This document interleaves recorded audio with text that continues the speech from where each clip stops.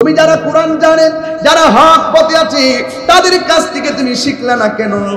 এবার সে বলবে আমি জানি না। ওই মুহূর্তে আমার আল্লাহর পক্ষ থেকে একটা ফেরেশতা নামবে। ওই ফেরেশতার দুইটা চোখ হবে কানা, আর কান দিয়া সে শুনে না। হাতের মধ্যে লোহার হাতুড়ি থাকবে, আল্লাহু আকবার কোন না কেন? দুইটা হাতুড়ি লইয়া কবরের ভিতরে এমন জোরে আঘাত করবে, গরু ছাগল জীবজন্তু সবাই তার কান্নার আওয়াজ শুনবে। গায়রা সাকালাইন, দুইটা জন্তু, দুইটা প্রাণী কবরে আযাব শুনবে না। একটা হলো মানুষ আর একটা হলো জিন। এই দুই জাতি কবরের কান্নার আওয়াজ শুনবে না। এখন প্রশ্ন হলো, ও তাহির হুজুর, ওই কবরের মধ্যে যে আযাব হইতেছে, আযাবের কান্নার আওয়াজ যদি মানুষের কানের মধ্যে লাগতো, তাইলে মানুষের অবস্থা কি হইতো? বন্ধুরা রে আমার, ওই মানুষটা কি হইতো জানেননি? ওই মানুষটার কানের পর্দা ফাইটা মানুষটা মারা যাইতো। এমন ভাবে জানাজার নামাজের মানুষ খুঁজে পাওয়া যেত না। এই জন্য মানুষ এবং জিন শুনবে না। আর একটা কারণ হলো, গরু ছাগলের হিসাব হাসরের ময়দানে হবে না। হাসরের ময়দান হবে দুইটা জাতির হিসাব, একটা হলো মানুষ আর একটা হলো জিন। কেন হবে? আল্লাহ মানুষ এবং জিন জাতিকে বানাইছে একমাত্র আমার আল্লাহর গোলামি করার জন্য। তাইলে আওয়াজ করে বলুন, আমার নামাজের দরকার আছে না নাই? এই আওয়াজে মানি না, জোরে বলো আছে না নাই? নামাজ পড়লে আল্লাহ খুশি না বেজার?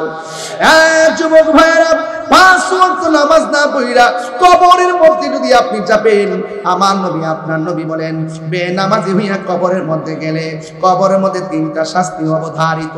1 নম্বর শাস্তি হলো কবরটা সংকুচিত হয়ে যাবে। ডান পাশের মাটি এক প্রান্তে যাবে, বাম পাশের মাটি আরেক প্রান্তে যাবে। দুই পাশের মাটি যাইয়া, আল্লাহু আকবার বলেন না কেন? দুই পাশের মাটি যাইয়া এমন জোরে তার চাপা মারবে, তার কান্নার আওয়াজ এমন ভয়ঙ্কর হবে। আর আমার আল্লাহরে ডাক দিয়া বলবে, আল্লাহ গো, আবার তুমি আমারে দুনিয়াতে পাঠাও। আল্লাহ বলবে, না না, আল্লাহ দুনিয়াতে পাঠাও। নামাজ না পড়া কবর আসলে যদি এমন শাস্তি হয়, তাইলে জিন্দেগি তো আমরা নামাজ ছাড়তাম না। আমাদেরকে আবার দুনিয়াতে পাঠাও, আমরা নামাজ পড়বো, আমরা আপনার বিধানগুলো মানবো। আল্লাহ বলবেন, না না, সুম্মা ইলাইহি তুরজাউন।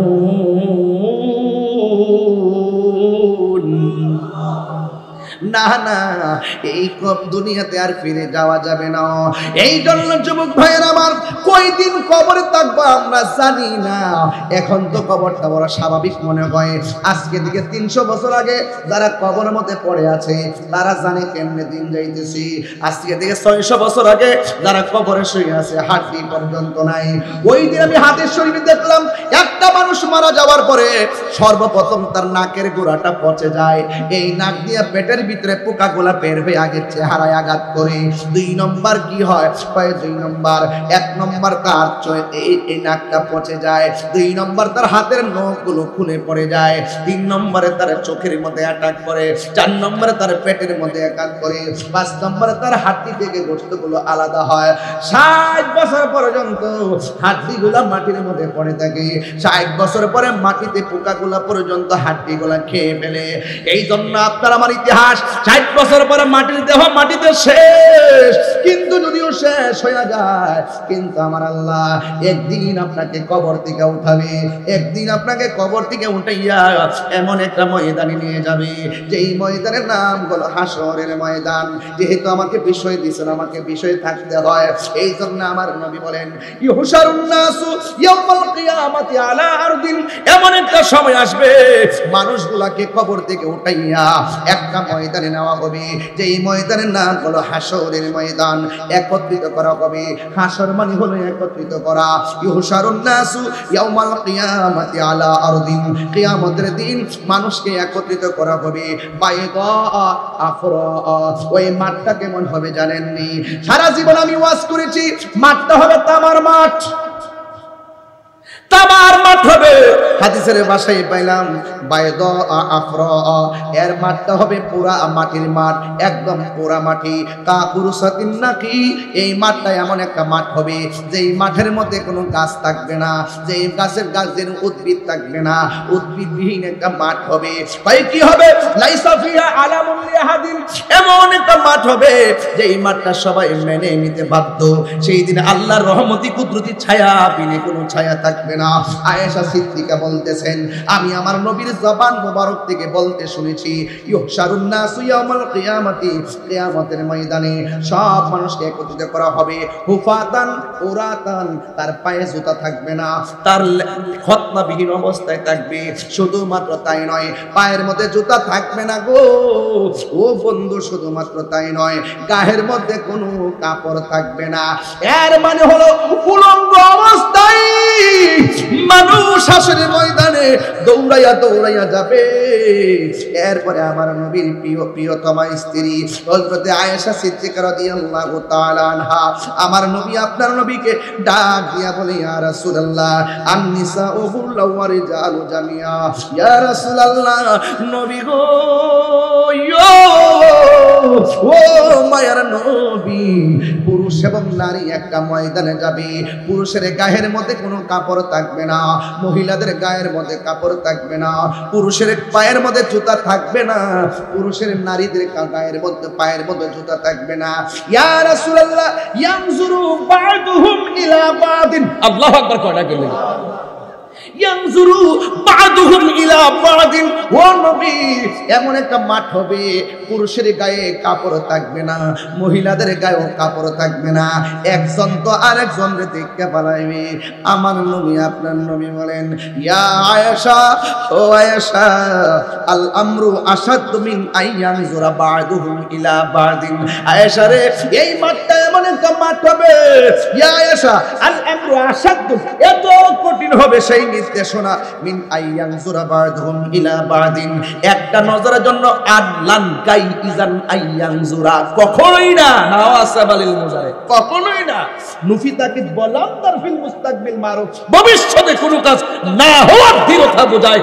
আয়েশা কখনোই না, কখনোই না একজন আরেকজনের দিকে তাকাবে, এক সেকেন্ডের সুযোগ পাবে না। হাত তুলে বলেন আল্লাহু আকবার।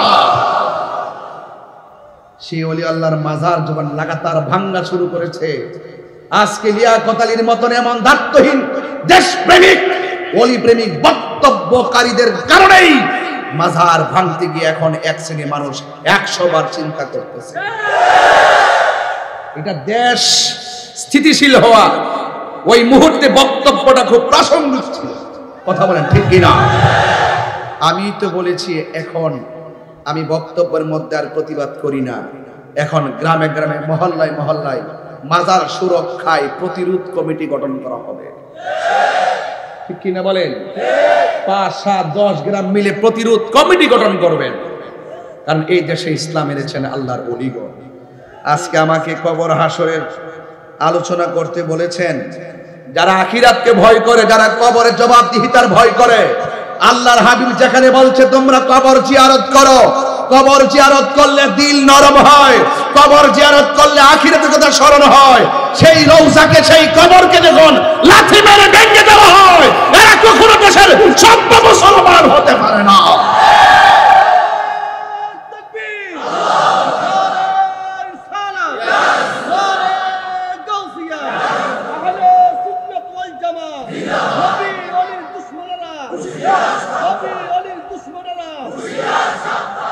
আমার বক্তব্য কেউ রাজনৈতিক নিবেন না, আমি তাহিরি হুজুরকে নতুন করে বাঁশখালীতে চিনাইবার কিছুই নাই, আমাকে সবাই চিনে, আমি যখন যা বলি সাদাকে সাদা বলি, কালোকে কালো বলি, দিনকে দিন বলি, রাতকে রাত বলি।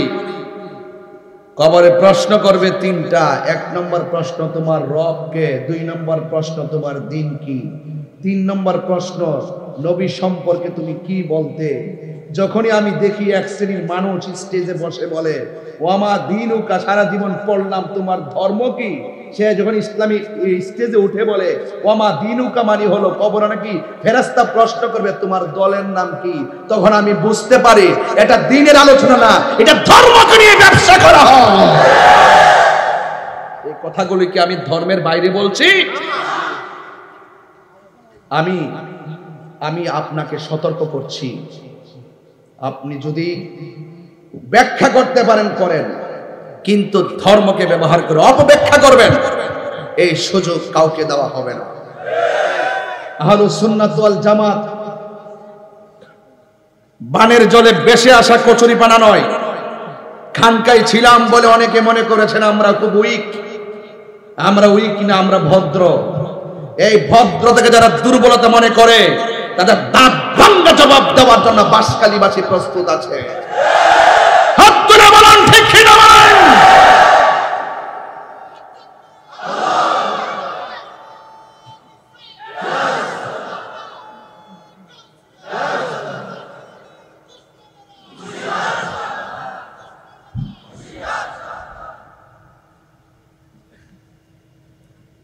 যারা আল্লাহর সঙ্গে নাফরমানি করে, যারা নবীর সঙ্গে নাফরমানি করে, এদের ব্যাপারে হাফেজ আব্দুর রহমান ভাই আমার বাড়িতে গেছিলেন, আরো গেছিল কয়েকজন, অনেক ছেলেগুলা গেছিল, 5 জন গেছিল, আপনি গেছেন। কষ্ট দিয়েছিলাম বাড়িতে যাওয়ার পর। যাই আমার কথায় কেউ রাগ করবেন না, বলুন আসল ঘরের নাম কি? যারা আল্লাহর সঙ্গে নাফরমানি করবে, নবীর সঙ্গে নাফরমানি করবে, কোরআনের অপব্যাখ্যা করবে, নিজের ব্যক্তি স্বার্থ হাসিল করার জন্য ইসলামকে জাস্ট সময়ের সাপেক্ষে ইউজ করবে, আবার সুযোগ পেলে যারা ইসলামকে ভুলে যায়, যারা দিনের বেলায় মাথায় পাগড়ি পরে রাস্তার মধ্যে দাঁড়িয়ে নামাজ পড়ে, আর যারা রাতের বেলায় স্বার্থ সিদ্ধি হাসিল করার জন্য বান্ডেল খেয়ে ডলার খেয়ে কালার পাল্টায়, এরা মুসলমান হতে পারে না। আমরা দিনে যেমন রাত্রেও, গত 10 বছর আগে যেমন এখনো, স্বাধীনতার আগে যেমন এখনো, দেশকে যারা ভালোবাসে আমরা তাকে ভালোবাসি, ধর্মকে যারা ভালোবাসে আমরা তাকে ভালোবাসি, যারা আল্লাহর ওলিদেরকে ভালোবাসে আমরা তাদেরকে ভালোবাসি, যারা নবীকে ভালোবাসে আমরা তাদেরকে ভালোবাসি, যারা আকিদাতকে বিশ্বাস করে আমরা তাকে ভালোবাসি, যারা আহলে বাইত রাসূল সাল্লাল্লাহু আলাইহি সাল্লামকে ভালোবাসে আমরা তাকে ভালোবাসি। সেই ভালোবাসার মানুষটা যদি এমপি হয় আমি তাকে ভালোবাসি, সেই ভালোবাসার মানুষটা যদি মন্ত্রী হয় আমরা তাকে ভালোবাসি। যেই ব্যক্তি আহলে বাইতকে ভালোবাসে না, আল্লাহর হাবিবকে ভালোবাসে না, ইসলামকে সে ভালোবাসে না, সঠিকভাবে ধর্মকে ধারণ করে না, আমরা তাকে স্যান্ডেলের ধুলাও মনে করি না।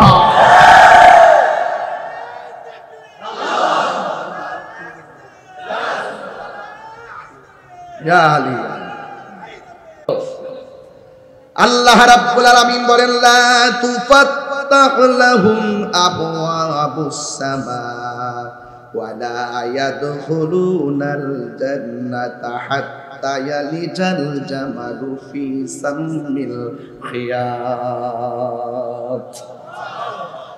কথাগুলো খুব গভীর মনোযোগ করে শুনবেন। শুধুমাত্র আমি যে তাদের ব্যাপারে কঠোর হচ্ছি তা নয়, যারা খোদাদ্রোহী, যারা নবীদ্রোহী, যারা কোরআনদ্রোহী, যারা ইসলামদ্রোহী, অসংখ্য নিয়ামত আসমান বেদ করে আল্লাহর কাছে পৌঁছে যাবে, আর যারা নাফরমান হবে লা তুফাত্তাহু লাহুম আবওয়াবাস সামা, তাদের জন্য আসমানের একটা দরজাও খোলা হবে না, ওয়ালা ইয়াদখুলুনাল জান্নাহ, এরা কখনো জান্নাতের মধ্যে যাবে না, হাত্তা ইয়ালিজাল জামালু ফি সাম্মিল খিয়াত। এই আমার যুবক ভাইরা, ওই যে সুইয়ের ছিদ্র দিয়া যেমন করে উট ঢুকতে পারে না, ওই নাফরমানের দলগুলো কখনো আল্লাহর কাছে পৌঁছতে পারবে না। হ্যাঁ আমার বন্ধুগণ, শুধুমাত্র তাই নয়, যদি প্রেমিক হতে পারেন, যদি আল্লাহ পাকের দিবানা হতে পারেন, যদি আমার নবীর আশিক হতে পারেন, আর হকের জন্য যদি রাজপথে জীবন দিতে পারেন, আমরা হকের জন্য জীবন দিতে চাই কি চাই না? আরো বড় করে বলো, চাই কি চাই না? হকের জন্য জীবন দিলে কি মরা না জিন্দা? এই আওয়াজে মানি না, জোরে বলেন মরা না জিন্দা। আমার বন্ধুগণ, আল্লাহর হাবিব সাল্লাল্লাহু তাআলা আলাইহি ওয়াসাল্লাম বলেছেন, আশ-শুহাদাউ আলা বারিকি নাহারিন বিবাবিল জান্নাহ। আল্লাহর হাবিব সাল্লাল্লাহু আলাইহি সাল্লাম বলেন, শহীদদের রূহ জান্নাতের দরজা সমূহের পাশে পরিচ্ছন্ন নদীর কিনারায় থাকবে। ফি রাউদাতিন খাদরা, ওই দরজার পাশে সুন্দর সবুজ রঙের একটা বাগান থাকবে। ইয়াখরুজু আলাইহিম রিজকুহুম, ও যুবক, আর জান্নাত থেকে ওই সমস্ত প্রেমিকদের জন্য আল্লাহ রাব্বুল আলামিন খাবার পাঠাইয়া দিবেন। এই জন্য সুন্নিরা ঘরে বসে থাকার টাইম নাই, লেখার জবাব লেখায় দিতে হবে, বক্তব্যের জবাব বক্তব্যে দিতে হবে, লাঠির জবাব লাঠিতে দিতে হবে। কথা বলেন ঠিক কিনা? এই মুহূর্তে কেউ যদি আয়েশা বলে নবীর নাম নেওয়া যাবে না, যদি বাঁশখালীবাসীর সঙ্গে যুদ্ধের ঘোষণা করে, আমরা কি মুখে কথা বলবো না লাঠিতে জবাব দিব? রাইট? কেউ যদি আমার নবীরে গালি দেয়, আর যদি আয়েশা বলে খবরদার, এই বাঁশখালী জমিনে আল্লাহর জিকির করা যাবে না, নবীর জিকির করা যাবে না, নবীর দরুদ পড়া যাবে না, এদের সঙ্গে মুখে কথা হবে না, এদের সঙ্গে লড়াই হবে। এই লড়াইয়ে জীবন দিলে সে হয়ে যায় শহীদ, আর বাঁচলে হয়ে যাবে গাজী। আপনারা জবান খুলে বলেন, মরার আগে হকের পথে থেকে মরতে আমরা চাই কি চাই না? আজকের আলোচনাটাকে অন্যদিকে নিবেন না, জবানটা খুলে বলেন, আসল ঘরের নাম কি বিল্ডিং না কবর? মাটির ঘর না পাকা ঘর? আর বড় করে, মাটির ঘর না পাকা ঘর? এই ঘর এমন ঘর যেই ঘরে যারা গেছে আর ফিরে আসে নাই। আল্লাহ বলেন, মিনহা খালাকনাকুম ওয়া ফিহা নুঈদুকুম ওয়া মিনহা নুখরিজুকুম তারাতান উখরা।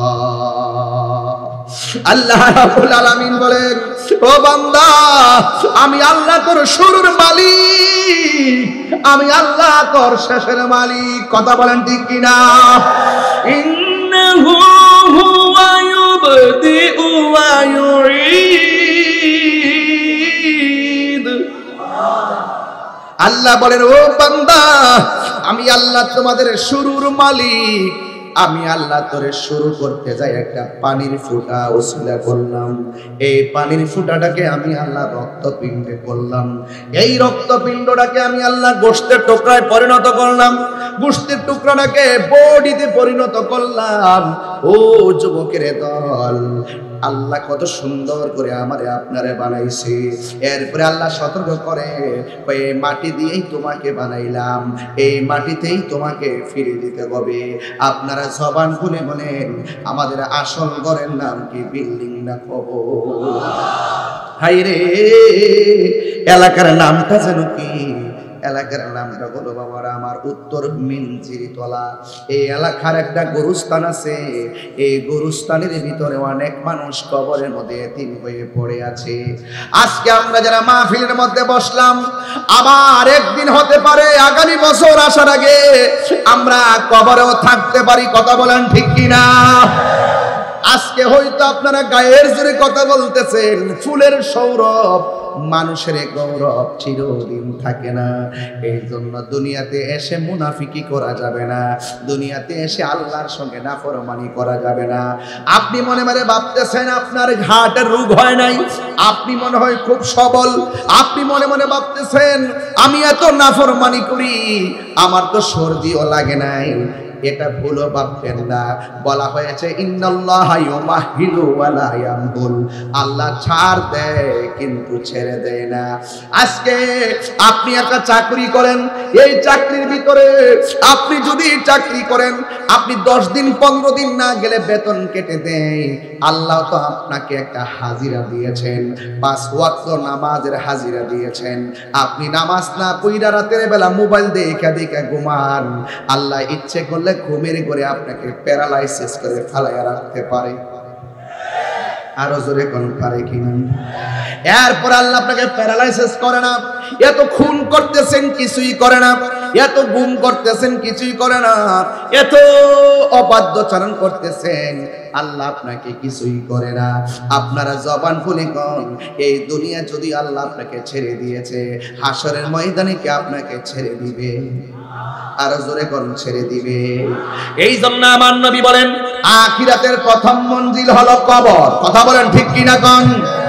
এই কবর বড় সাংঘাতিক, মরণ যন্ত্রণা বড় কঠিন। শ্বাসটা 2 মিনিট বন্ধ করলে বোঝা যায় শ্বাসের দাম কত। এই জন্য যুবক, দম ফুরাইলে সব মন্ত্রীগিরি শেষ, দম ফুরাইলে এমপিগিরি শেষ, দম ফুরাইলে বক্তাগিরি শেষ, দম ফুরাইলে পিসাবগিরি শেষ। আপনারা জবান খুলে বলেন হায়াতের মালিককে। আল্লাহ রাব্বুল আলামিন বলেন কুল্লু নাফসিন যায়িকাতুল মাউত, সব প্রাণীকে মৃত্যুর স্বাদ গ্রহণ করা লাগবে। আল্লাহর হাবিব বলেন আখিরাতের প্রথম মঞ্জিল হলো কবর। এই কবর যারা ভালো হয়ে যাবে, হাসরের ময়দান তারা ভালো হয়ে যাবে। কথা বলেন ঠিক কিনা? ওই কবরে যাওয়ার আগে আমাদের সবার নামাজের দরকার আছে না নাই? আল্লাহর হাবিব একদিন আনসারের জানাজার নামাজের মধ্যে গেল। আল্লাহর হাবিবের হাত মুবারকের মধ্যে একটা লাঠি মুবারক ছিল। এই লাঠি মুবারকটা মাটির মধ্যে গেড়ে দিলেন। সাহাবায়ে কেরাম আল্লাহর হাবিবকে সুন্দর করে ঘাও করলেন, এমন ভাবে পাখির ডানার মতো, এমন ভাবে সাহাবায়ে কেরাম পিছনে সবাই দাঁড়ায় গেলেন। আল্লাহর হাবিব বলে সাহাবীরা রে, কবরের আযাব থেকে তোমরা পানা চাও। সাহাবায়ে কেরাম কবরের আযাব থেকে পানা চাইলেন। আল্লাহর হাবিব সাল্লাল্লাহু আলাইহি ওয়াসাল্লাম ওই জায়গার মধ্যে দাঁড়াইয়া দোয়া করলেন।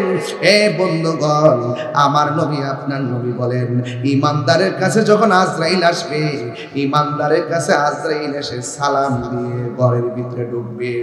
এই বাসকারীর জমিনে আজরাইল আসছে কি আসে নাই? আর বড় কোন আছে কি আসে নাই? আজরাইল বাসকালীর জমিনে ঘরে ঘরে এসে গিয়েছে, আমরা তো দেখি নাই।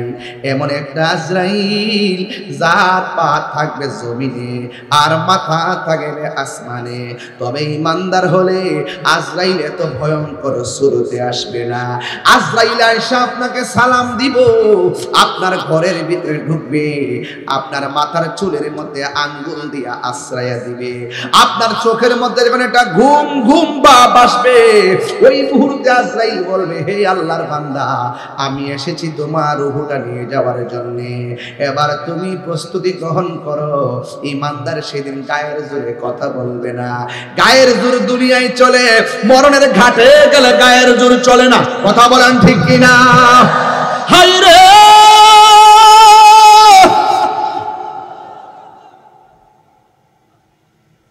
ঈমানদার, আরে গায়ের জোর দুনিয়ায় চালানো যায়,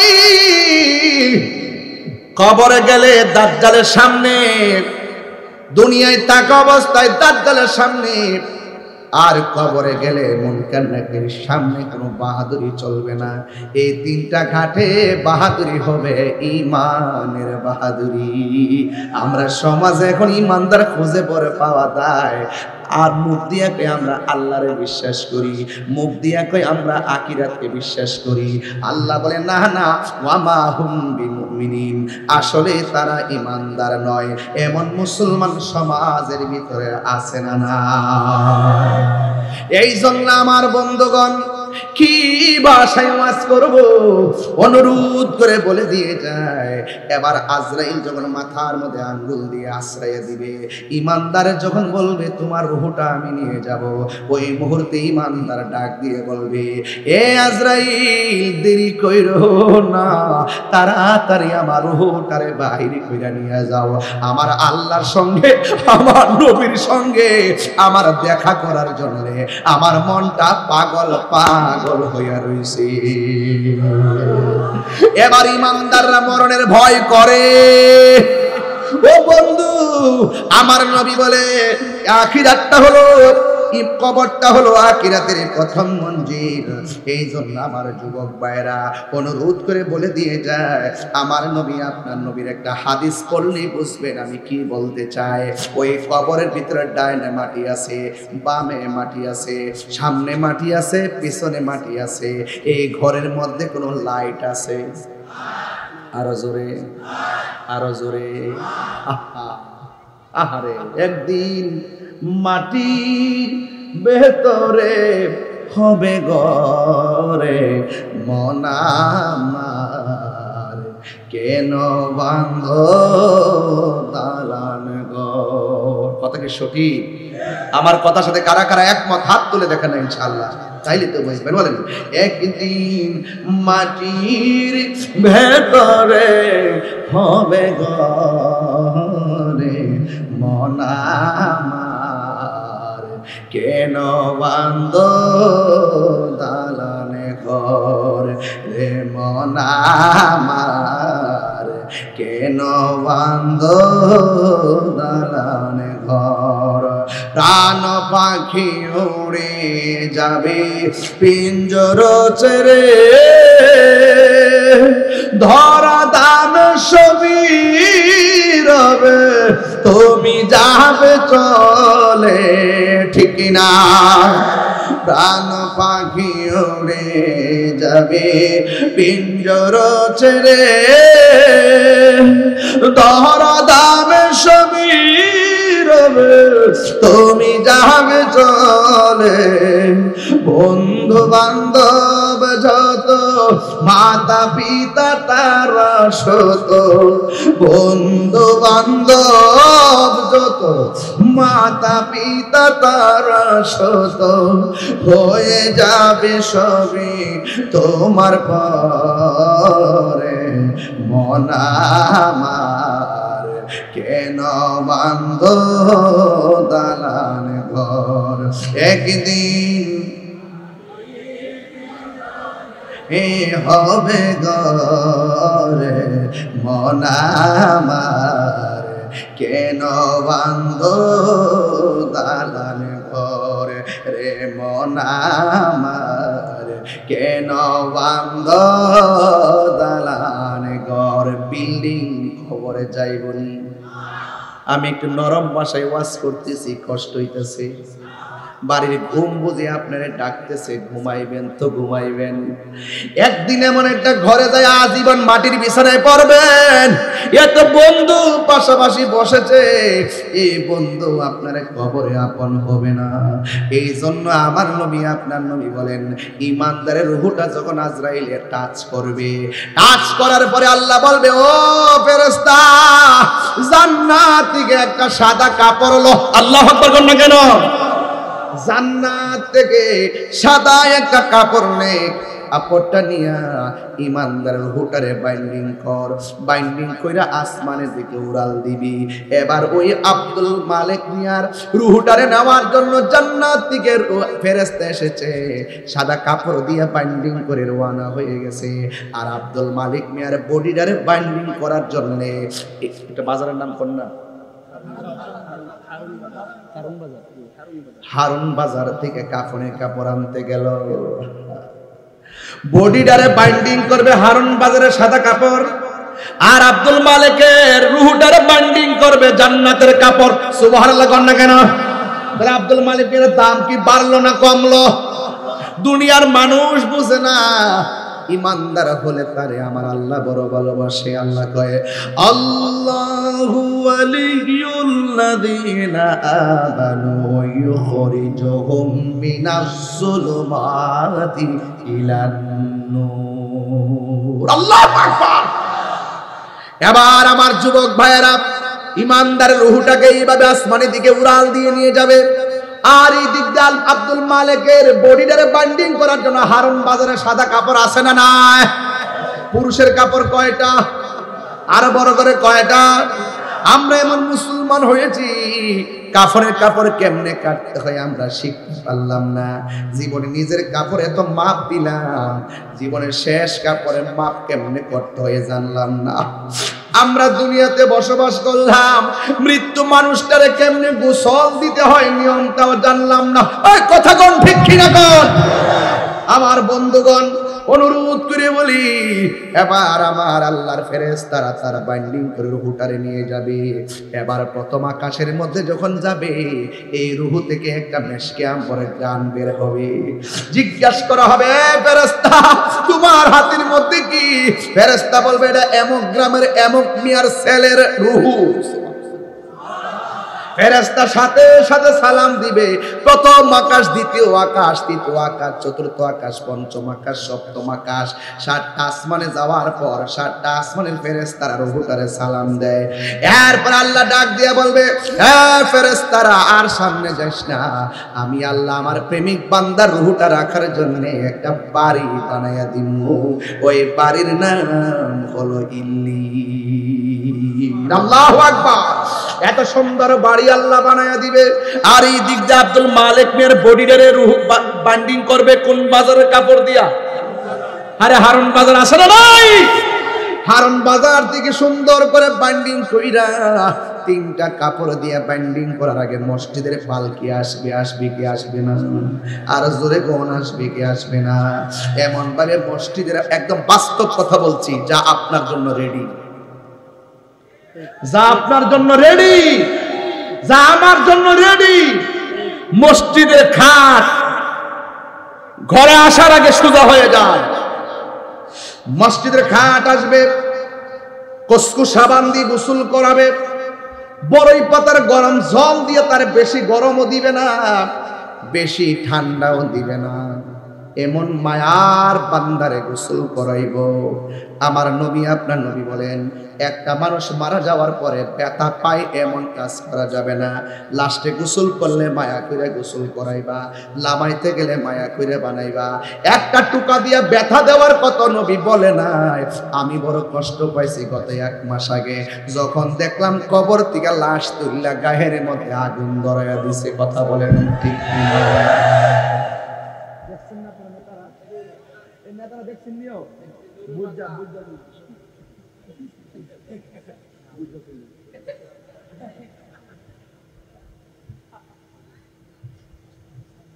সুন্নিরা কথা কন না কি লেগা?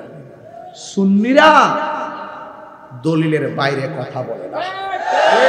হাত তুলে বলেন না কেন? হাত তুলে বলেন না কেন? সুন্নিরকে দলিলের বাইরে কথা বলে। বর্বর জাতি হিসাবে আমরা লজ্জিত হয়েছি। কথা বলেন ঠিক কিনা বলেন? এদের আচরণে কেন আমরা লজ্জিত হয়েছি, মুখ দেখাতে পারি নাই। ভাগ্য বলে আমরা প্রতিবাদ করেছি, আমরা নিন্দা জানিয়েছি, আমরা ঘৃণা জানিয়েছি। একটা মানুষ দুনিয়ায় থাকা অবস্থায় অন্যায় করলে দেশে আইন আছে, আইন আদালত আছে। একটা মানুষ মারা যাওয়ার পরে তুমি তার বিচার করার অধিকার রাখো না, তার বিচার আমরা আল্লাহ করবে। কথা বলেন ঠিক কিনা?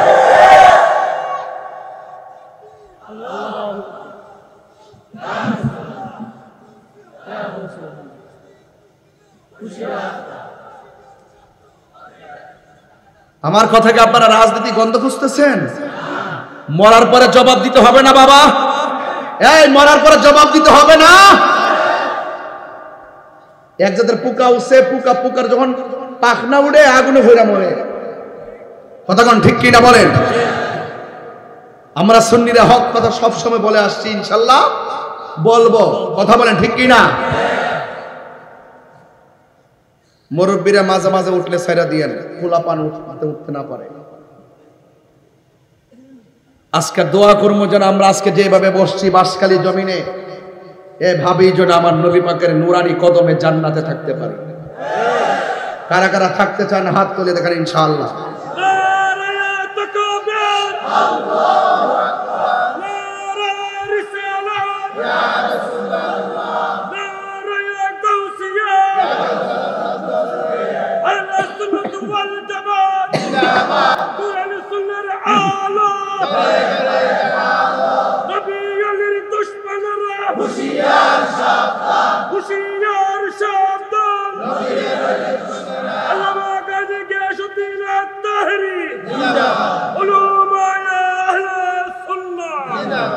মাশাআল্লাহ মাশাআল্লাহ, আলহামদুলিল্লাহ বলেন না কেন?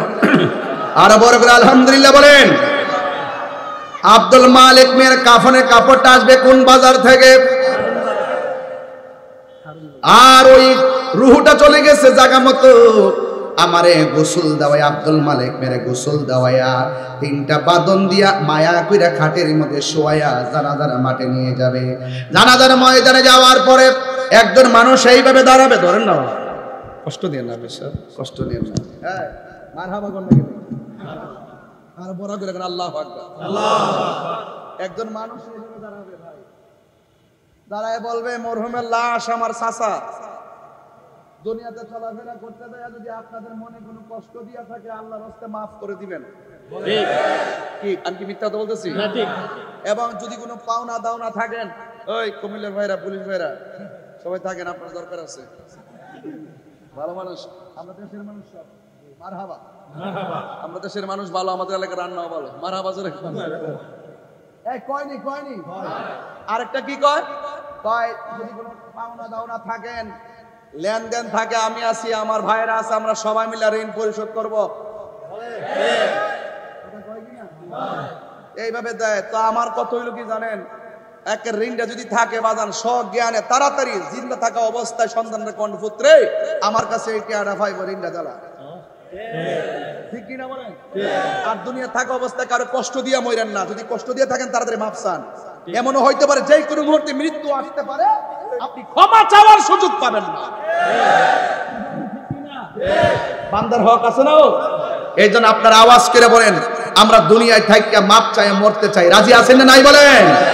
হারিয়ে যাব একদিন আমি, রব নাই ভুবন চিরদিন, বলুন হারিয়ে যাব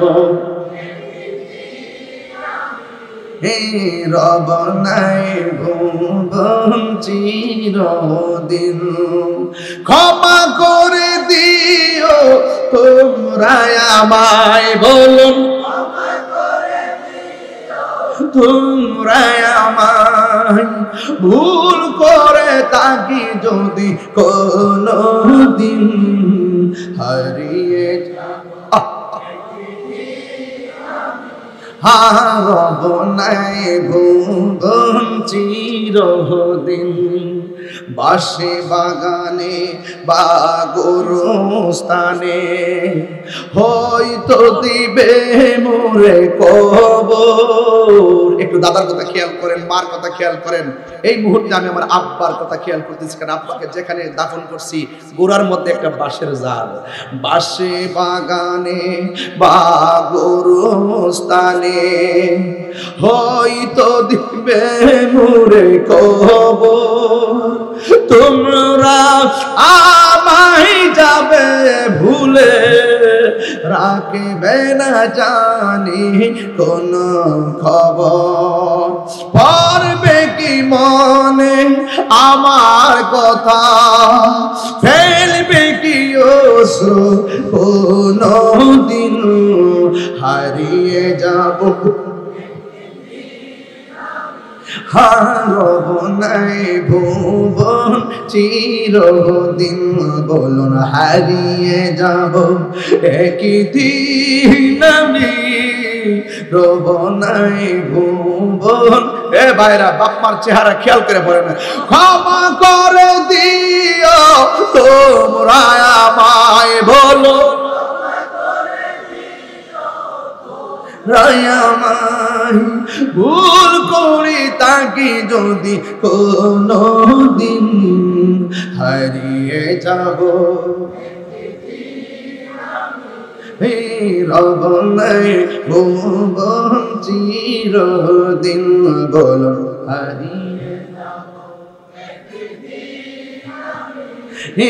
রব নাই ভুবন চিরদিন। জুরি জুরি কি আল্লাহু আকবার বলা যাবে না? ও বাসকালীর বাবা রে, কি ভাষায় ওয়াজ করতাম রে বাবা, কবর আমরা ডাকতেছে, কথা কোন ঠিক কিনা? দাড়িগুলা বুঝি পাইকা গেছে, আর মাথার চুলগুলো বুঝি পেকে গেছে। এই কথা ভাইব না, দাড়ি পাকছে কইলা মরণ আসবে। অনেক যুবক দেখা যায় দাড়ি উঠার আগেই রাস্তায় মরে পড়ে থাকে। কথা বলেন ঠিক কিনা? জবান খুলি বলুন, হায়াতের মালিক কে? এই জন্য আমাকে আপনাকে জানাজার নামাজ দিয়ে কবরে নিয়ে যাওয়া হবে। ওই কবরে নেওয়া যাওয়ার পর কাদের মধ্যে করে আসল বাড়িতে নিয়ে যাবে। ও বন্ধুরে, বন্ধুরে, ও বাবা, কবরের মধ্যে নামানোর সময় 2-3 জন কবরে নাইমা লাশটারে মায়া কইরা নামাইব। মায়া কইরা নামাইয়া এবার যখন তোমার মাথার উপরে, বডির উপরে সুন্দর করে বাঁশগুলা বিছাইয়া দিব, আর যখন চাটাই গোলা বিছাইয়া দিয়া একটা দোয়া কইরা, হুজুর একটা দোয়া কইরা মাটি দেয়, মিনহা খলাকনাকুম ওয়া ফিহা নুঈদুকুম ওয়া মিনহা।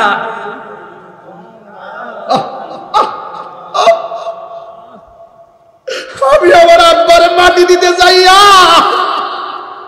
যখন আমি মাটিগুলা দিতেছি আর মনে মনে ভাবতেছি আমার আব্বার তো আমি আর জিন্দেগিতে দেখতে পাবো।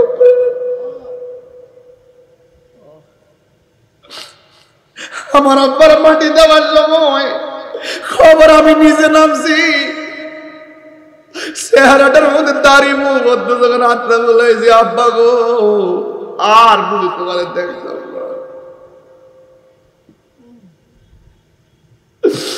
এমন ভাবে মাটি দেওয়ার সময় আমি পড়ছি, আমি শুরুতে বলছি শব্দটা বড় ভারী, শব্দটা বড় ভারী। আল্লাহ এত মায়া দিয়ে বানাইছে গো।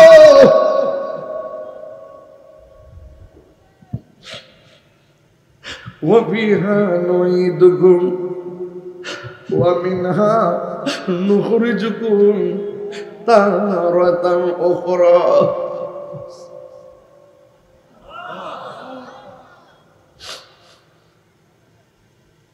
হে বন্ধু, নবীর হাদিসটা যখন পড়ি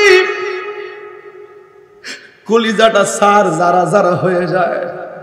কয় ইন্নাল মাইয়িতা ইযা বুদিআ ফি কবরিহি, যখন নিশ্চয়ই মাইয়িতকে যখন কবরে রাখা হয়, ওয়া তাওয়াল্লা আনহু আসহাবুহু, বন্ধু বান্ধব যারা যায় রে ভাই, কেউ গুরুস্থানে থাকে না, অনেক ব্যস্ত। জানাজার নামাজের পরে অনেক বন্ধুরা দৌড়াইয়া চলে যায়, ব্যস্ত। অথচ দুনিয়ায় থাকা অবস্থায় বন্ধুর না দেখলে ভালো লাগে না, মরে যাওয়ার পরে বন্ধু পাশে থাকে না। বন্ধু ভুলে যেও না কখনো, যেখানেই থাকো যেভাবেই থাকো, যেখানেই যেভাবেই থাকো, মনে রেখো আমিও আছি তখনো, একই সাথে চলেছি, একই পথে চলেছি, একই সুরে গেয়েছি গান, মিলে মিশে থেকেছি এমনই যেন এক দেহ এক প্রাণ। ভাই একটা বার দেখেন তো কত হাজার হাজার মানুষ বাঁশখালীতে আজকে, একটা মানুষ কথা কয় না, একটা মানুষ আওয়াজ করে না, একটা মানুষ কথা কয় না। মরে যাওয়ার পরে আমার বাড়িতে কেউ যাবে না, এটাই রিয়েলিটি, এটাই বাস্তব। একই সাথে চলেছি, ভুলে যায় না ভাই, অন্তত বাড়িতে না যান, দোয়াটা করেন, দরকার দোয়াটা করেন। আর আমি কইয়া দিয়া যাই, আল্লাহ জীবনে অনেক মাহফিল করেছি, কত মানুষ আমার মাহফিলে এসেছে, আল্লাহ কে কখন মারা যাব আমি জানি না, তবে হাসরের ময়দানে আরশে আযমের নিচে যেন আমরা সব সুন্নি জনতা একসাথে থাকতে পারি।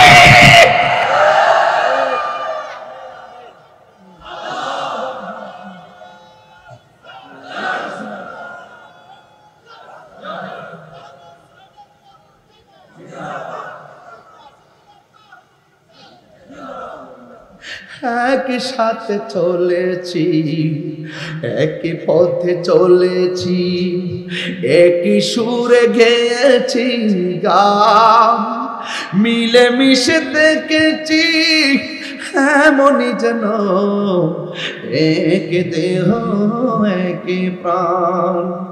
আজ কত দূরে কেবা কোন শহরে, এই দোস্ত, এই দোস্ত, এই যুবক, একসঙ্গে পড়ছো না? আমার ক্লাসমেট ছিল না? বহুত ক্লাসমেট এখন বিদেশে, বহুত ক্লাসমেট চলে গেছে, বহুত ক্লাসমেট দেশের বিভিন্ন চাকরি। আজ কত দূরে কেবা কোন শহরে, আমি আছি, আমি আছি কাছে যেন বন্ধু, ভুলে যেও না কখনো। বাবা, হাদিস শরীফে দেখছি বাবার বন্ধুর সঙ্গে সন্তান ভালো ব্যবহার করতে হয়। বাবার বন্ধুকে খুঁজে বের করবে, বাবার বন্ধুকে খুঁজে বের করবে এই জন্য, কারণ বাবার আদর্শের বহুত কথা বন্ধুর মধ্যে পাওয়া যায়। কথা বলেন, বাবার বন্ধুকে খুঁজে বের করবেন, ওই বন্ধুর কাছে আপনার বাবার অনেক আদর্শ থাকবে। এই জন্য বাবাকে যে সম্মান করতেন, বাবার বন্ধুদেরকে সেই সম্মান করবেন। মাঝে মাঝে দাওয়াতের বাড়িতে আনবেন, আইনা কথা বলবেন, সম্মান দিবেন, এটা হাদিসের ভাষা। কথা বলেন ঠিক কি না বলেন? এই জন্য আমার যুবক ভাইরা, কি ভাষায় কথা বলবো রে? বলা হচ্ছে ওয়াতাওয়াল্লা আনহু আসহাবুহু, ওই আপনজনরা লাশটারে কবরে রাইখা সুন্দর করে চলে আসবে। ইন্নাহু লা ইয়াসমা আলিহিম, এবং কবরের ভিতরে বন্ধুরে যে আপনি রাখবেন, আপনি যে আসতেছেন, আপনার পায়ের আওয়াজ কবরবাসী শুনতে পারবে। আতাহুম মালাকানে, এরপরে দুইজন ফেরেশতা কবরের মধ্যে আসবে। পায়া কওদানহি, ওই কবরের ভিতরে আইসা কবরবাসীরে উঠায়া বসাবে। ও বন্ধুরি, ওই সময়টা কেমন হবে রে, যখন ফেরেশতা তোমারে কবরে উঠায়া বসাবে। একটা সেলাই সারা কাপড়ের কাপড় পরে কবরে থাকবেন। ডানে মাটি থাকবে, বামে মাটি থাকবে, সামনে মাটি, পিছনে মাটি থাকবে, লাইট নাই, বাতি নাই। বলা হচ্ছে ফায়াকুদানহি, ও বন্ধু, কবরবাসীদের যখন উঠায়া বসাবে, উঠায়া বসার পরে কি বলবে জানেননি? ফায়াকুলানে লাহু, ওই দুইজন ব্যক্তি কবরবাসীকে বলবে, মা কুনতা তাকুলু ফি হাযা রাজুল মুহাম্মদ। ওই কবরের ভিতরে মাইয়াতকে দুইজন ফেরেশতা বলবে, নবী সম্পর্কে তুমি দুনিয়াতে কি বলতে? ফা আম্মাল মুমিন, যদি কবরবাসীটা মুমিন হয়, ফায়াকুলু, সে বলবে আশহাদু আন্নাহু আব্দুল্লাহি ওয়া রাসূলুহু। ওই লোকটা বলবে, আমি সাক্ষ্য দিচ্ছি তিনি হলো আল্লাহর বন্ধু এবং আল্লাহর রাসূল। এরপরে কি হবে জানেন? এরপর কল ফায়াকুলু উনজুর ইলা মা, ফায়াকুল ফাউনজুর ইলা মাকাদিকা মিনান নার।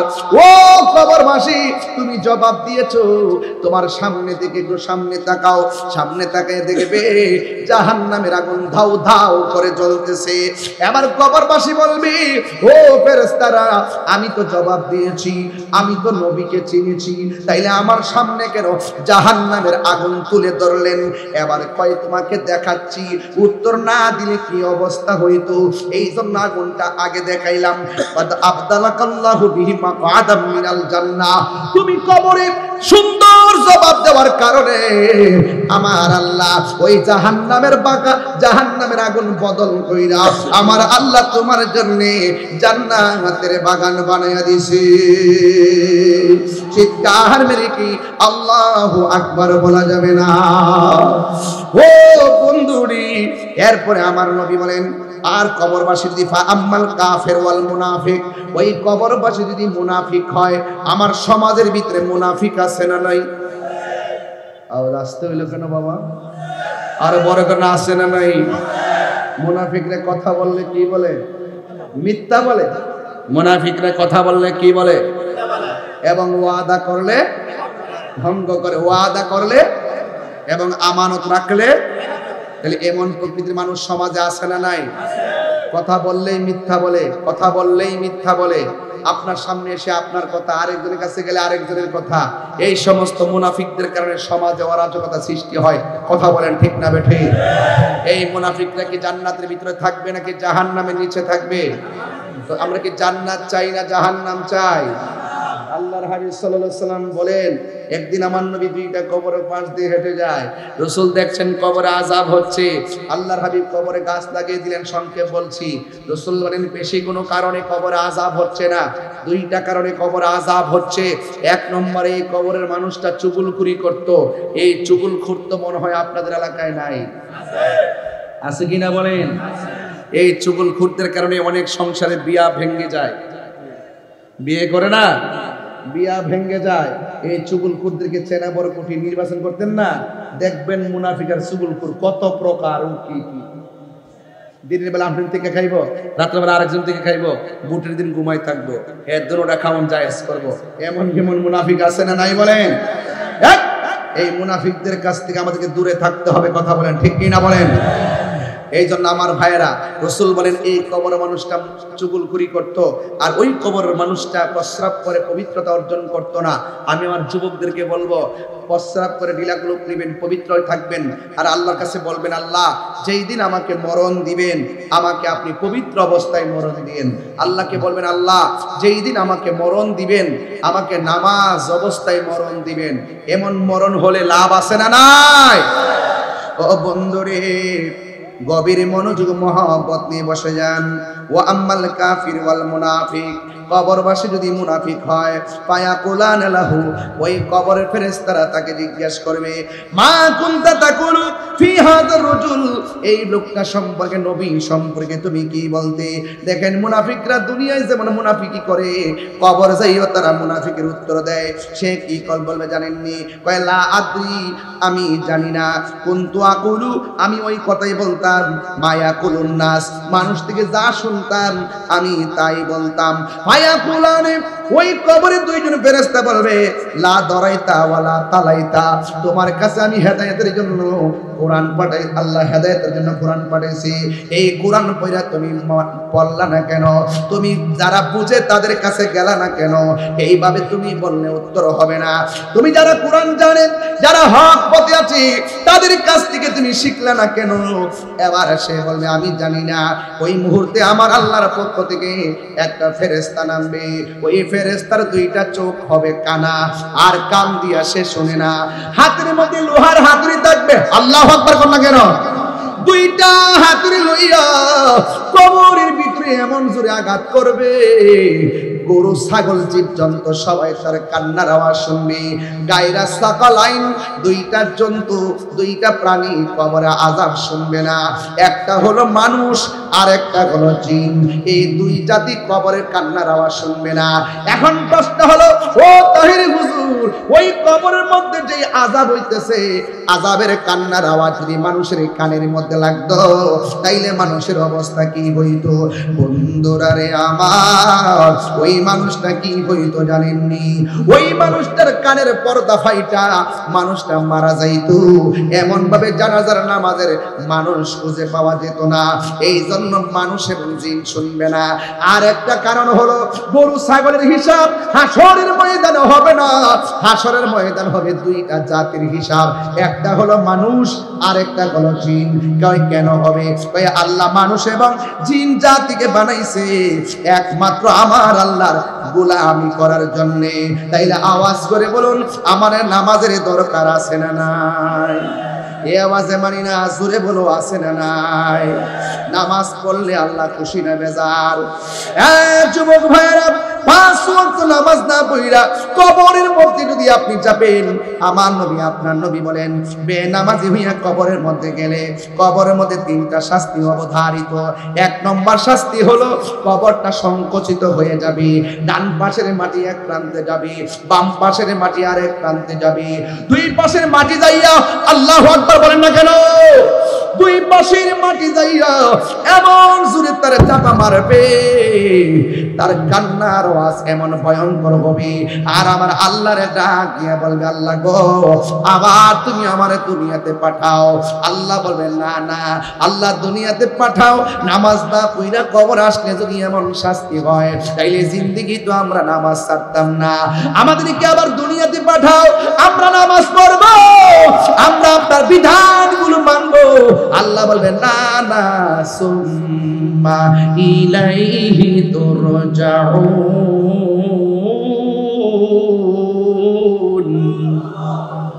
না না, এই দুনিয়াতে আর ফিরে যাওয়া যাবে না। এই জন্য যুবক ভাইয়ের আমার, কয়দিন কবরে থাকবো আমরা জানি না। এখন তো কবরটা বড় স্বাভাবিক মনে হয়। আজকে থেকে 300 বছর আগে যারা কবরের মধ্যে পড়ে আছে তারা জানে কেমনে দিন যাইতেছি। আজকে থেকে 600 বছর আগে যারা কবরে শুয়ে আছে, হাড্ডি পর্যন্ত নাই। ওই দিন আমি হাদিস শরীফে দেখলাম, একটা মানুষ মারা যাওয়ার পরে সর্বপ্রথম তার নাকের গোড়াটা পচে যায়। এই নাক দিয়ে পেটের ভিতরে পোকাগুলা বের হয়ে আগের চেহারায় আঘাত করে। 2 নম্বর কি হয়? 2 নম্বর, 1 নম্বর তার এই নাকটা পচে যায়। 2 নম্বর তার হাতের নখগুলো খুলে পড়ে যায়। 3 নম্বরে তার চোখের মধ্যে অ্যাটাক করে। 4 নম্বরে তার পেটের মধ্যে আঘাত করে। 5 নম্বরে তার হাড্ডি থেকে গোশতগুলো আলাদা হয়। 60 বছর পর্যন্ত হাড্ডিগুলা মাটির মধ্যে পড়ে থাকে। 60 বছর পরে মাটিতে পোকাগুলা পর্যন্ত হাড্ডিগুলা খেয়ে ফেলে। এই জন্য আপনার আমার ইতিহাস, 60 বছর পরে মাটির দেহ মাটিতে শেষ। কিন্তু যদিও শেষ হয়ে যায়, কিন্তু আমার আল্লাহ একদিন আপনাকে কবর থেকে উঠাবে। একদিন আপনাকে কবর থেকে উঠাইয়া এমন একটা ময়দানে নিয়ে যাবে, যেই ময়দানের নাম হলো হাসরের ময়দান। যেহেতু আমাকে বিষয় দিয়েছেন, আমাকে বিষয় থাকতে হয়। এই জন্য আমার নবী বলেন, ইউহশারুন নাসু ইয়াউমাল কিয়ামাতি আলা আরদিন। এমন একটা সময় আসবে, মানুষগুলাকে কবর থেকে উঠাইয়া একটা ময়দানে নেওয়া হবে, যে এই ময়দানের নাম হলো হাসরের ময়দান। একত্রিত করা হবে। হাসর মানে হলো একত্রিত করা। ইউহশারুন নাসু ইয়াউমাল কিয়ামাতি আলা আরদিন। কিয়ামতের দিন মানুষকে একত্রিত করা হবে। বাইদা আফরা। ওই মাঠটা কেমন হবে জানেননি? সারা জীবন আমি ওয়াজ করেছি, মাঠটা হবে তামার মাঠ। তামার মাঠ হবে। হাদিসের ভাষায় পাইলাম বাইদা আফরা, এর মাঠটা হবে পুরা মাটির মাঠ, একদম পুরা মাটি। কাকুরুসাতিন নাকি, এই মাঠটা এমন একটা মাঠ হবে যেই মাঠের মধ্যে কোনো গাছ থাকবে না, যেই গাছের উদ্ভিদ থাকবে না, উদ্ভিদবিহীন একটা মাঠ হবে। ভাই কি হবে? লাইসা ফিহা আলামুন লিআহাদিন। এমন একটা মাঠ হবে যেই মাঠটা সবাই মেনে নিতে বাধ্য। সেই দিন আল্লাহর রহমতি কুদরতি ছায়া বিনে কোনো ছায়া থাকবে না। আয়েশা সিদ্দিকা বলতেছেন, আমি আমার নবীর জবান মোবারক থেকে বলতে শুনেছি, ইউহশারুন নাসু ইয়াউমাল কিয়ামাতি। কিয়ামতের ময়দানে সব মানুষকে একত্রিত করা হবে। হুফাতান উরাতান, তার পায়ে জুতা থাকবে না, তার খতনাবিহীন অবস্থায় থাকবে। শুধুমাত্র তাই নয়, পায়ের মধ্যে জুতা থাকবে না গো ও বন্ধু। শুধুমাত্র তাই নয়, গায়ের মধ্যে কোনো কাপড় থাকবে না। এর মানে হলো উলঙ্গ অবস্থায় মানুষ হাসরের ময়দানে দৌড়াইয়া দৌড়াইয়া যাবে। এরপরে আমার নবীর প্রিয়তমা স্ত্রী হযরতে আয়েশা সিদ্দিকা রাদিয়াল্লাহু তাআলা আনহা, আমার নবী আপনার নবীকে ডাক দিয়া বলে, ইয়া রাসূলুল্লাহ, আন-নিসাউ হুল্লাউ ওয়া রিজালু জামিয়া। ইয়া রাসূলুল্লাহ, নবী গো, ও মায়ার নবী, পুরুষ এবং নারী একটা ময়দানে যাবে। পুরুষের গায়ের মধ্যে কোনো কাপড় থাকবে না, মহিলাদের গায়ের মধ্যে কাপড় থাকবে না, পুরুষের পায়ের মধ্যে জুতা থাকবে না, পুরুষের নারীদের গায়ের মধ্যে পায়ের মধ্যে জুতা থাকবে না। ইয়া রাসূলুল্লাহ, ইয়ানজুরু বা'দুহুম ইলা বা'দিন। আল্লাহু আকবার, কয়টা গেলেন? ইয়ানজুরু বা'দুহুম ইলা বা'দিন। ও নবী, এমন একটা মাঠ হবে পুরুষের গায়ে কাপড় থাকবে না, মহিলাদের গায়েও কাপড় থাকবে না, একজন তো আরেকজনকে দেখতে পালাইবে। আমার নবী, আপনার নবী বলেন, ইয়া আয়েশা, ও আয়েশা, আল আমরু আশাদ্দু মিন আইয়ানজুরা বা'দুহুম ইলা বা'দিন। আয়েশা রে, এই মাঠটা এমন একটা মাঠ হবে, ইয়া আয়েশা, আল আমরু আশাদ্দু, এত কঠিন হবে সেই নির্দেশনা, মিন আইয়ানজুরা বা'দুহুম ইলা বা'দিন, একটা নজরের জন্য আদলান গাই ইজান আইয়ানজুরা, কখনোই না, নাওয়াসাবালিল মুজারে, কখনোই না। নুফি তাকিদ বলাম তারফিল মুস্তাকবিল মারুফ, ভবিষ্যতে কোনো কাজ না হওয়ার দৃঢ়তা বোঝায়। আয়েশা, কখনোই না, কখনোই না। একজন আরেকজনের দিকে তাকাবে, এক সেকেন্ডের সুযোগ পাবে না। হাত তুলে বলেন আল্লাহু আকবার। বুঝেননি আমার ওয়াজ? আমার ওয়াজ কি কিছু বোঝা যায়? ভাষা না বুঝলে বলবেন আমি বুঝি না, এরপর সরল ভাষাই বলছি, পরিষ্কার ভাষাই বলছি। ওই মাঠে আপনি যাবেন, মায়ের পাশ দিয়ে সন্তান যাবে, এত দুস্থ না, কঠিন মুসিবত। 50,000 বছর ওই মাঠটায় দাঁড়ায় থাকবে, নিচে থাকবে পুরা মাটি, পায়ে স্যান্ডেল, কথা কয় না, ওয়াজ বোঝে না। আমার যুবকরা চোখ, কি ব্যাপার, হারিয়ে গেছো? পায়ে জুতা, বলেন না, পায়ে জুতা, গায়ে কাপড়, নিচে পুরা, বলে না, নিচে পুরা, পুরা মাটি, নিচে পুরা গাছগাছালি, লাইসা ফিহা আলামুল লিআহাদিন, সবার জন্য সমান, নাকি এমপির জন্য আলাদা? সেটা বক্তা সাহেবের জন্য, তাহিরির জন্য। হ্যাঁ, মানুষ হইতে পারলে মানুষের জন্য আযাব, আবার মানুষের জন্য রহমত। কবরে সবার কবরে আগুন জ্বলবে না, কিছু কিছু কবরে আমার রব ডাইরেক্ট জান্নাত থেকে গালিচা বিছায়া দিবে। কি বিছাই দিবে? আবার হাসরের মাঠে আল্লাহ পাকের হাবিব বলতেছেন, হাসরের মাঠে আল্লাহ পাক 7 প্রকার মানুষকে আরশের নিচে ছায়া দিবে। সুযোগ দিছিনি? কে দিছে? কে রে দিছে? কেন দিছে? মায়া করে বান্দা বানাইছে। আল্লাহ কইছে রাস্তা দুইটা দিছি, একটা কল্যাণ আর একটাও কল্যাণ।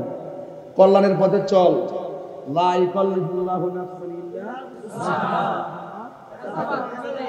এই খবরদার, আল্লাহকে কাহারও সামর্থ্যের বাইরে আমি কিছু চাপাই দিই না, বুঝার জন্য বিবেক দিছি, বিবেক খাটা, আমি আল্লাহকে পেয়ে যাবে। আমি আল্লাহ দূরে নয়, ওয়া নাহনু আকরাবু ইলাইহি মিন হাবলিল ওয়ারিদ, বুঝো না? এই খাবার খাইলে গায়ে শক্তি হয়, আমি যে জিকির করি, এই জিকির নিয়ে বহুত তামাশা আছে না? হ্যাঁ, এই জিকির কাটতে কাটতে ছাড়ছে না, কিন্তু ওরা আমার জিকির কাটতে ছাড়ে, আর ওরা যখন কান্দের উপরে উঠে নাইচা নাইচা বাঁশের উপরে ধরে নাচে, তখন কই যা। এই দুনিয়াতে আমি বড় দুর্বল, কিন্তু হাসরের মাঠে আল্লাহ কিন্তু জবাব নিবে। তুমি যে অযথা মানুষগুলোকে আমরা করি আল্লাহর জিকির প্রেমের সাথে, আর তোমরা করো ফতোয়াবাজি। মাছ ছাড়া কি পানি বাসে? হাফেজ সাহেব, মাছ ছাড়া কি পানি বাসে? না। জিকির ছাড়া কলব বাসে না। জিজাউল কালবে জিক্রুল্লাহ, গিজাউল কালবে জিক্রুল্লাহ। এই কলবের খাদ্য হলো আল্লাহর জিকির। এই জিকির যদি না করেন, শুধু দেহ ফর্সা হইলে চলে না, শরীর মুড়া হইলে চলে না। যার কলব জিন্দা, ওই দেহের মধ্যে মাটির পচন ধরবে না। ঠিক কিনা গো? যারে মাটিও খায় না, জমিও সই না গো, প্রেমিক যে জনা, কি হতে হবে? আমি মদিনার পাগল, আমি নবীজির পাগল। শাফাত চাননি আপনারা? আরে নবী শাফাত করতে পারবো নি? কি ওয়াজ করতাম, অনেক সব শরীরে রাগ উঠতে যায়। এরপরে বাড়ির থেকে বুঝাইয়া দিয়ে যে এত সেতেন না, বয়স তো হয়েছে। সেতি না, আমি কই সেতলে তো ওয়াজ না, সেত করি তোমার সাথে কি আর সেত করি? এক মৌলবী, ওই নেতা, ওই এদিকে এক সিনারে কেন নিতে, সিনারে কেন শুনলি শুনুন খাওয়া লাগবে। এক এক এক মৌলবী এইরকম স্পিকার ধরে বলতেছে হাসরের মাঠে নবী সুপারিশ করব দূরের কথা, নবীর জান নিয়েই নাকি ঠেলা ঠেলি। অনেকের মুখ বন্ধ আছে, ঠাড়া করব তিনবার কোন নাউজুবিল্লাহ। এই সমস্ত বেয়াদব এরা নাকি মুসলমান। এরপর লাস্টে কি করে শুনেন বাবু, লাস্টে বলতেছে কই নবী নাকি হাসরের মাঠে বলবে আমার নেকের পাল্লা ভারী হয় নাকি বদের পাল্লা ভারী হয়, নবী নাকি এই দুই চিন্তায় চিন্তিত থাকবেন। এই বাসকালীর বাবারা, নবীদের কোনো গুনাহ আছে? টেনশন আছে? দুশ্চিন্তা আছে?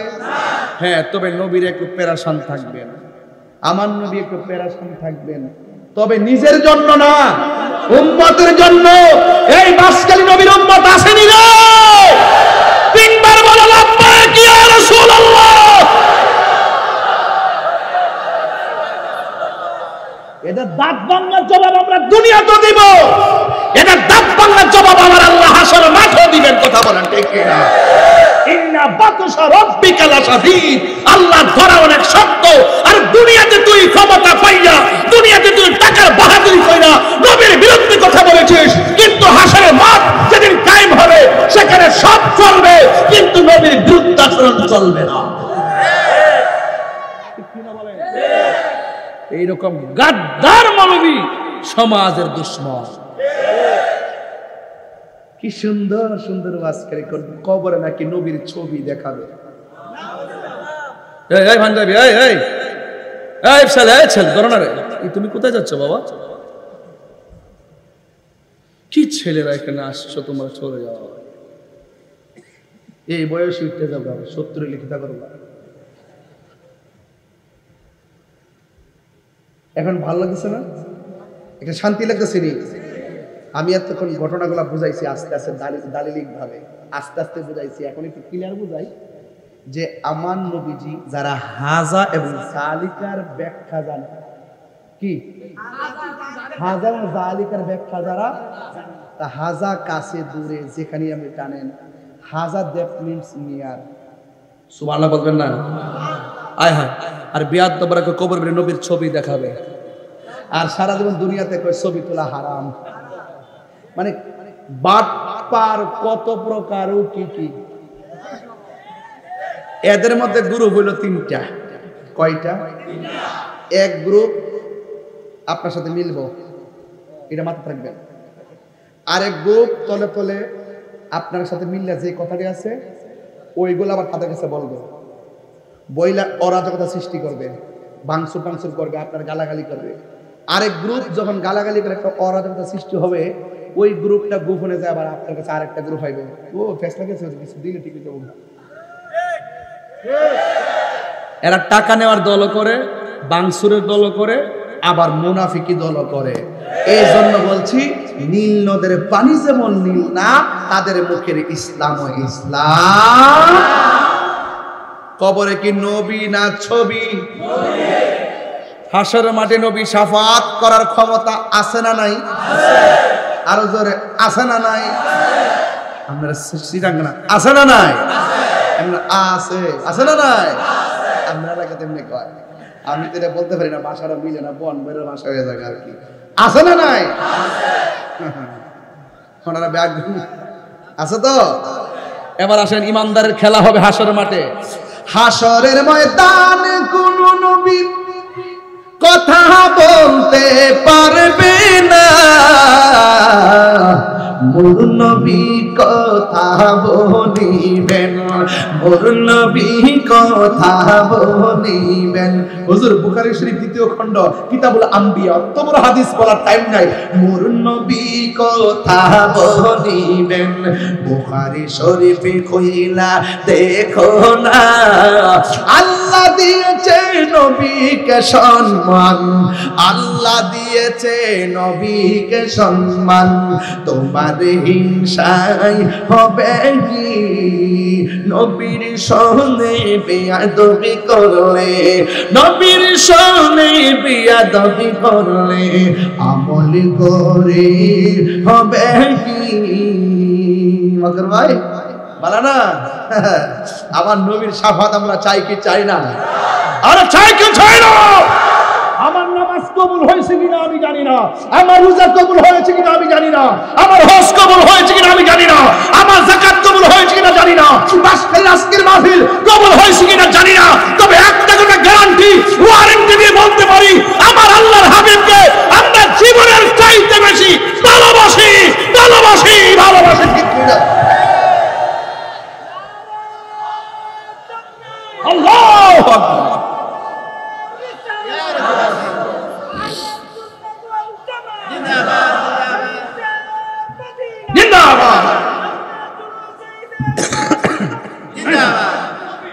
আল্লাহু আকবার জোরে বলুন। তো হাসর মাঠে বলতে পারো ওই মহব্বত যার আছে, দুনিয়াতে গুনাহ করছে, একটা ছোট গুনাহ আর একটা একটা ছোট গুনাহ আর একটা ছোটটাকে কি বলা হয়? সগীরা, বড়টারে। তো রাসূল কি দেখেন, রাসূল কি কয়? শাফাতি লিল কাবাইর মিন উম্মতি। যারা নবীর শাফাত মানে না, হেরার থুতা আমার জুতা। আপনি ডরাইতেছেন আজকে, একটু ডরাইতেছেন যে আপনার তুফান টুফান আয় কিনা। চিন্তা করেন না, চিন্তা করে নাই। তো নবীজি কয় শাফাতি লি আহলিল কাবাইর মিন উম্মতি, আমার উম্মতের মধ্যে যারা কবিরা গুনাহ করে ফেলেছে কিন্তু ভিতরে কি আছে? কি আছে? ঈমান আছে। আমি রাসূল তাদের জন্য সুপারিশ করব। তাইলে বোঝা গেল গাট্টি গাট্টি আমল করার পরও যদি ঈমান না থাকে নবী সুপারিশ করবে না। কিন্তু আমলের নুকসান হয়ে গেল, হৃদয় ভরা যদি নবীর মহব্বত থাকে নবী আমাদের জন্য উকিল হয়ে যাবে। জোরে কোন মারহাবা কোন গেলে গা। নবী সুপারিশ করার ক্ষমতা আছে না নাই? এই বাবা, জুম্মা যে পড়ছেন কবুল হয়েছে কিনা জানেন? হাসর মাঠে কি নিয়ে উঠবেন? বলেন নবী নিয়ে উঠবো। কি নিয়ে উঠবো? নবীর ভালোবাসা নিয়ে উঠবো, নবীর প্রেম নিয়ে উঠবো। কথা বলেন ঠিক না বেঠিক? এই জন্য আমরা নামাজ পড়ি, রোজা রাখি, হজ করি, কিন্তু কবুলের ওয়ারেন্টি গ্যারান্টি কার্ড আমার কাছে নাই। আল্লাহ কবুল করতে পারে, নাও করতে পারে। কিন্তু নবীর মহব্বতের ব্যাপারে সুন্নিদের আকীদা এত কঠিন। কেউ যদি আমরা বলে যে 10,000 টাকা দিব, নবীরে গালি দেয়, আমরা বলবো কটা 10,000 না 10 কোটি বিলিয়ন দিল আল্লাহর হাবিবের বিরুদ্ধে কথা বলতে পারবো দৈন্তান নয়াকার না। আমার যুবক পোলাপানগুলো কোথায়? যুবক ছেলেগুলো কোথায়? আমরা কি নবীজিকে বকা দিব? নবীর বিরুদ্ধে কথা বলবো? নবীর শাফাআতকে অস্বীকার করব? নবী গায়েব জানে এই কথা কি অস্বীকার করব? নবী হাজির নাজির এটাকে অস্বীকার করব? নবী নূরুন আলা নূর এটাকে অস্বীকার করব? নবী কবরের সশরীরে থাকবেন এটা কি অস্বীকার করব?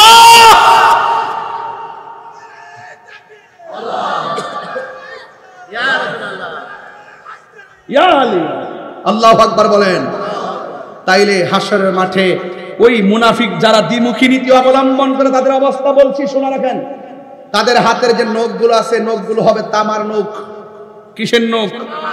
তামা। তামা বুঝেন? তামা, পিতল, পিতল, পিতলের নখ হবে। এই নখ দিয়ে হাসরের মাঠে নিজের চামড়া এইভাবে তুলবে আর গালের গোশতগুলো টেনে টেনে চাবায়া চাবায়া খাবে। রাসূল জিজ্ঞাসা করবে, আল্লাহ এরা কারা নিজের গোশত নিজে খায়, নিজের গোশত নিজে কামড়ায়, আবার চামড়া ছিলে গালের গোশত নিয়ে দাঁত দিয়ে চাবায় চাবায় খাচ্ছে আর কান্না করছে। আল্লাহ বলেন, ও বন্ধু এরা কারা জানেন? এরা হলো দুনিয়ার ওই সমস্ত বান্দা যারা দুনিয়াতে গীবত করত। আল গীবাতু আসাদ্দু মিনাজ জিনা, গীবত জিনার চাইতে আরো খারাপ।